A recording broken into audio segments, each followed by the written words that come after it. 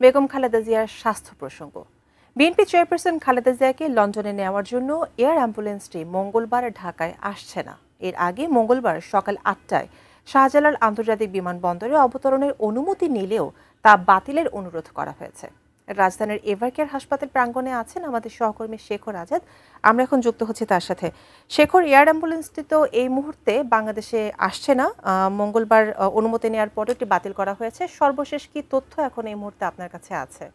তার যে লন্ডন যাত্রা, বেগম খালেদা জিয়ার যে লন্ডন যাত্রা, সেটাও অনিশ্চিত। কেননা আপনারা জানেন যে আজকে আগামীকালকে সকাল 8:30টার সময় বেগম খালেদা জিয়াকে যে এয়ার অ্যাম্বুলেন্সে করে যে লন্ডন নেওয়ার কথা ছিল, কাতার সরকারের সহযোগিতায় জার্মান থেকে যে এয়ার অ্যাম্বুলেন্স আসার কথা ছিল, সেটা যে আবেদনটা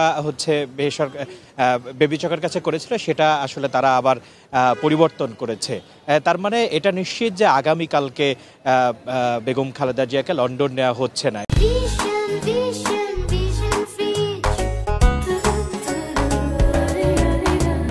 এবং এটার কারণ হচ্ছে তার শারীরিক অবস্থা। তার শারীরিক এখন যে অবস্থা, সেই অবস্থায় আসলে এত দীর্ঘ যাত্রার ধকল আসলে নেওয়ার মতো অবস্থা নাই।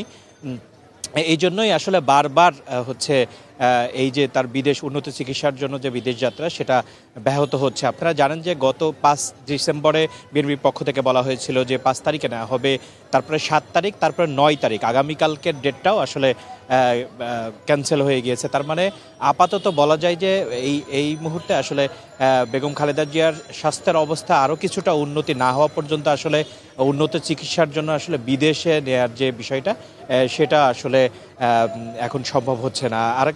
আরেকটা বিষয় আপনাকে জানিয়ে রাখি যে বিএনপি চেয়ারপারসন বেগম খালেদা জিয়ার যে ব্যক্তিগত চিকিৎসক ডক্টর এজেডএম জাহিদ হোসেন, আমরা আশা করছি যে এখন যে মিটিংটা চলছে যে মেডিকেল বোর্ডের, আপনারা জানেন যে দুপুর 3:30টার সময় ডক্টর জুবাইদা রহমান এভারকেয়ার হাসপাতালে প্রবেশ করেছেন এবং আমরা যতটুকু খবর পেয়েছি যে মেডিকেল বোর্ডের সাথে তার আলোচনা চলছে এবং সেই আলোচনার মাধ্যমেই তারা আসলে একটা ডিসিশন নিয়ে থাকে, যেটা প্রতিদিনই হয়। এই আলোচনা যেই বেগম খালেদা জিয়ার শারীরিক অবস্থা একদম পুঙ্খানুপুঙ্খভাবে পর্যবেক্ষণ করে তারপরে তারা একটা সিদ্ধান্ত নেয় পুরো বোর্ড মিলে। তো আজকেও এরকম একটি মিটিং চলছে। ডক্টর জুবাইদা রহমান 3:30টার সময় ঢুকেছে, এখনও বের হননি এবং আমরা আশা করছি যে তার ব্যক্তিগত চিকিৎসক আমাদের সাথে এসে আবার তার স্বাস্থ্যের সর্বশেষ খবর জানাবেন। এই ছিল আমার কাছে এভারকেয়ার হাসপাতাল থেকে সর্বশেষ।